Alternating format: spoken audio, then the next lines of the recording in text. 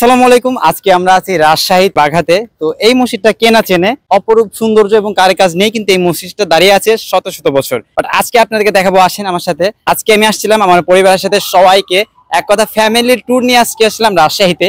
রাজশাহীর অপরূপ সৌন্দর্যই আমি আপনাদেরকে তুলে ধরবো, কারণ এই জায়গাটা এত সুন্দর এবং এত পুরাতন মসজিদগুলো মানে দেখানীয় বিষয় একটা।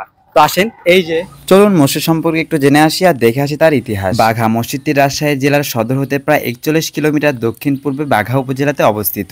এটি একটি ঐতিহাসিক মসজিদ যা সুলতান নাসির উদ্দিন নুসরাত শাহ 1523 খ্রিস্টাব্দে মসজিদটি প্রতিষ্ঠা করেন, যিনি ছিলেন হোসেন শাহী বংশের প্রতিষ্ঠাতা আলাউদ্দিন শাহের পুত্র সুলতান। মসজিদটির ভিতরের কারুকাজ দেখলে যে কারোর মনকে ছুঁয়ে দিবে এই অতি পুরাতন মসজিদটির। দেখতেই পাচ্ছেন ভিতরটা কত সুন্দর এবং কতগুলো গম্বুজ দিয়ে তৈরি এই মসজিদটা। মসজিদের পিলারগুলো পাথর দিয়ে নির্মাণ করা। আপনারা যদি একটু লক্ষ্য করেন তাহলে ডিজাইনের আকৃতি দেখতে গেলে সম্পূর্ণ হাতে খোদাই করা পাথর এবং ইট দিয়ে তৈরি করা নকশাটাই কিন্তু ফুটিয়ে তোলা হয়েছে, অর্থাৎ বাহারি নকশাগুলো দিয়ে পুরো মসজিদটা লিপিবদ্ধ করা হয়েছে। দেন বাহিরের অংশটা আপনাদেরকে একটু দেখায় আনি বাহিরটা কেমন। এই যে দেখতে পাচ্ছেন মসজিদের সামনের দিকটাতে অনেকগুলো কবরস্থান এবং মাজার শরীফ রয়েছে, যেখানে অনেক পীর আউলিয়া শুয়ে আছেন।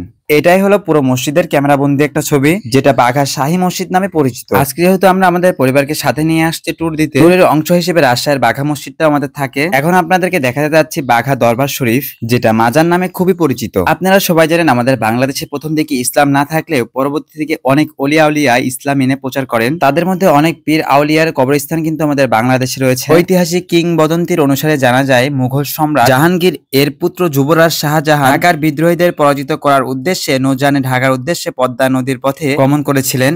শাহী মসজিদের আশপাশে অলি শাহাদুল্লাহ রহমতুল্লাহ এর মাজার সহ তার বংশের অন্যান্য অলি এবং বাগদাদ থেকে আগত শিক্ষকদের মাজার রয়েছে। এইখানে অনেকগুলো কবর দেখতে পাচ্ছেন। কবরের আশপাশে কিন্তু অনেকগুলো ফুল গাছ রয়েছে, তার মধ্যে জুই ফুলটা অনেক পরিমাণে দেখছি।